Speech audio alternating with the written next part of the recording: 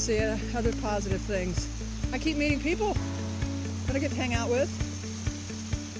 Between Pan Am Dawn and now Perfect Storm, who is an absolutely delightful person. She has a YouTube channel, which I'll tell you about. It is an over 18 channel. Okay, I'm just going to tell you, it's an over 18. She actually has that label on there. Let me get across this. So, you know, if you're under 18, don't watch her channel.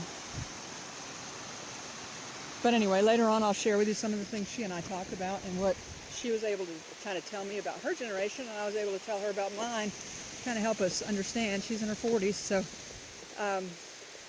it's just been great. She is absolutely delightful. She's funny, she's smart. I keep telling her she's strong because she's 5'10" and carrying that heavy pack, and she summited Katahdin with it last year. I think, I don't know how many miles total she went, but it was probably about 2,000. I don't know. I mean, she said Orange Blaze a little bit, but even if it was only 1,500, whatever. She kept on and kept on and kept on. Carries her stuff because she likes to camp. I don't like to camp that much. It's just a necessary thing to do. I mean, I gotta stop a minute. If I want to camp, I want to go camping with a car and camp out. That'd be fun. But on this hiking, where the hiking is the deal, you know, I'm with the people that say, you know, I like the hiking, but camping when you're hiking, to me, is not the most fun in the world. It's just a necessary evil. Not evil, but just a necessary part of it. But it's just a lot of work. Doing all the setup, all the takedown, when what you really want to do is just keep hiking. But I've been so blessed. I did the first night alone by myself. I'm so glad I had that. It's gone, it's over, it's done. I don't have to do that again. Got up with a soaked with a wet tent. Had my first time doing that. Learned my lesson. You really can't stay dry, no matter how much you try. Maybe you get lucky sometimes, but anyway, you can do your best, but good possibility you're gonna be wet. Hiked soaking wet into the second place, the shelter. Got there at midnight, dripping, soaking wet.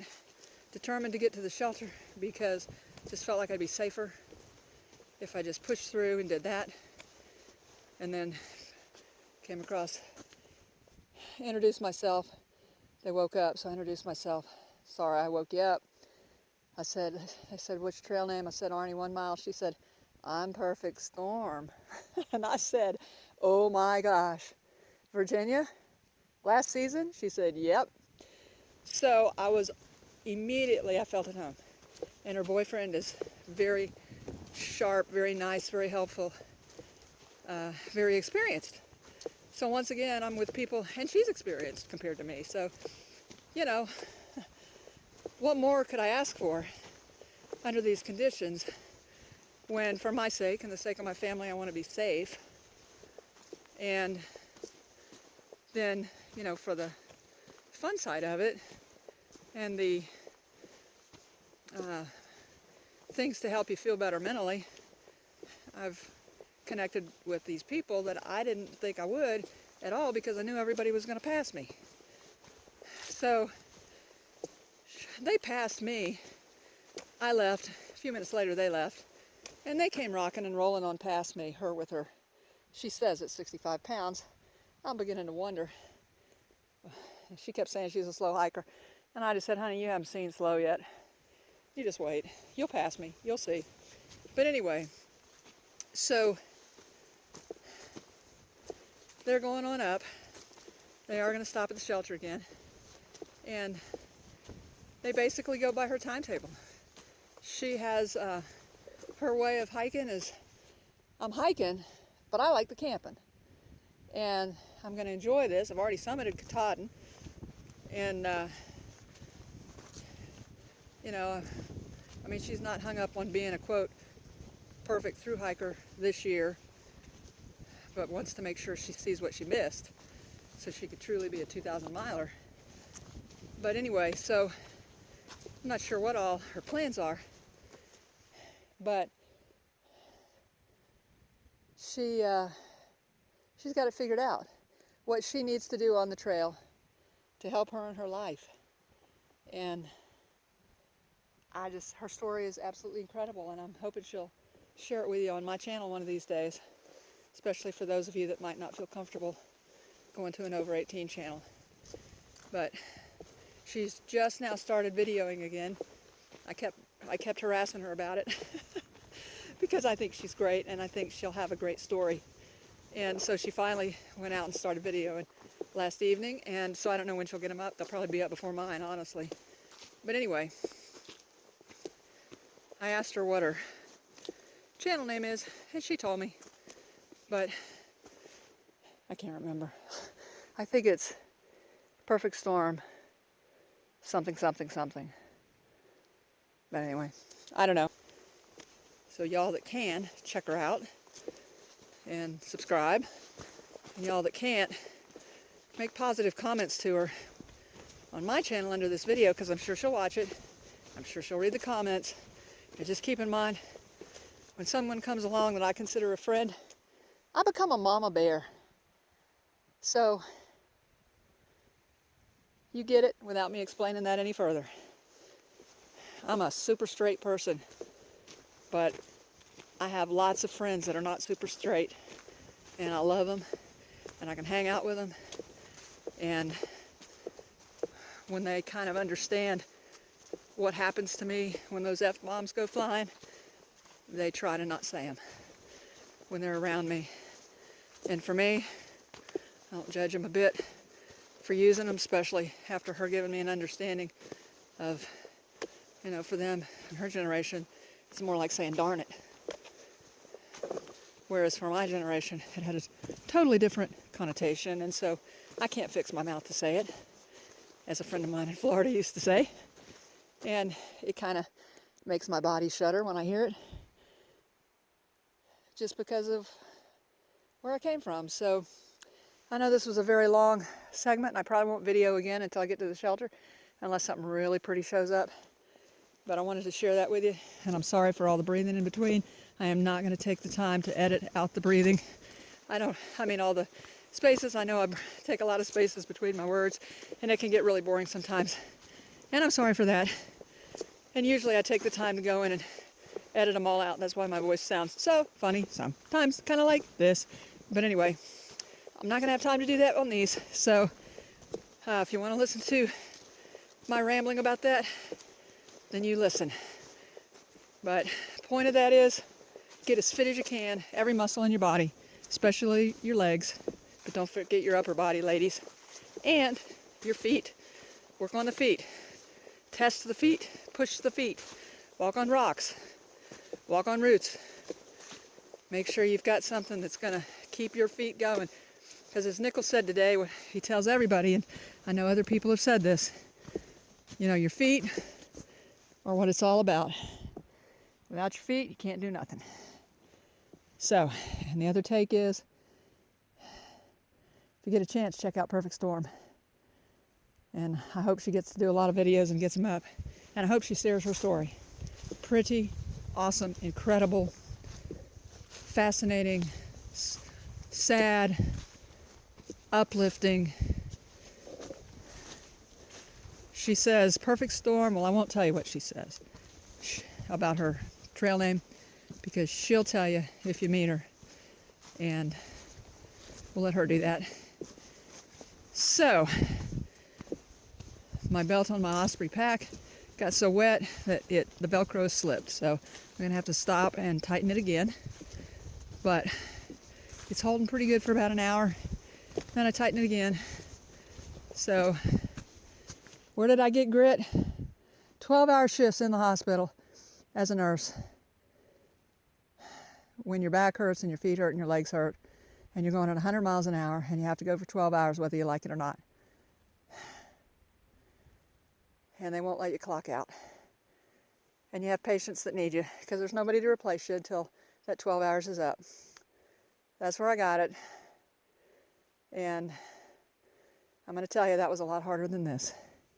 Because this, while I loved my patients, I loved being a nurse, I loved the caregiver part of it, never liked running up and down those halls for 12 hours. I always said God made me a nurse so I could wear tennis shoes. But the beauty out here Wow. I'm hiking because I love hiking. I'm on the Appalachian Trail because I think it's just a cool idea. I'm saying I'm going to attempt a through hike because I want to. And in the process, I've already met 4 awesome people. Well, 5, counting the gentleman we met last night. Castle. Castle with the 8-pound tent for himself, 7.5 pounds. And this is more fun than I've ever had in my life, except for G not being here. Being able to, go the same speed and hang out with me the whole time. And for right now, not being here, for the nights. But him being gone gave me the opportunity to find out what I wanted to find out. Could I stay in the woods at night alone and do everything that had to be done, get all the work done? And I got to do it in pouring down rain in the morning. I mean, I've had the test. It wasn't fun, but I can do it. So when he gets back and we start figuring out what he's allowed to do physically, then we'll work all that out and just keep going northbound till the Smokies, when I'll have to be alone again. So that's the plan. Yeah, that's right. You get out and hike. Well, dusk is setting in, and I've got just about 1 mile left to the shelter. This last, I can't see it because I've come around the corner, half a mile or so has been like this up here. So it's really slowed me down. And of course I'm tired. But the good news is, with the heavy pack, coming mostly up hills. Not steep, but mostly up hills. I've averaged more than 1 mile an hour up until this point. This is probably going to slow me down, but I will get there in at least an average of 1 mile an hour. And I'm trying to beat the dark. So that was encouraging from that standpoint. On the flats, I was able to move, pretty quickly. And, it's not about speed other than the fact that you got to get places to camp and to be safe depending on what's going on. So I'm not hung up on speed at all. I just want to be able to go fast enough to be safe and be able to get to the places I need to get to. Not hung up on how far I go or anything at this point. So anyway, it's been a great day. Ended up being really pretty. Anyway,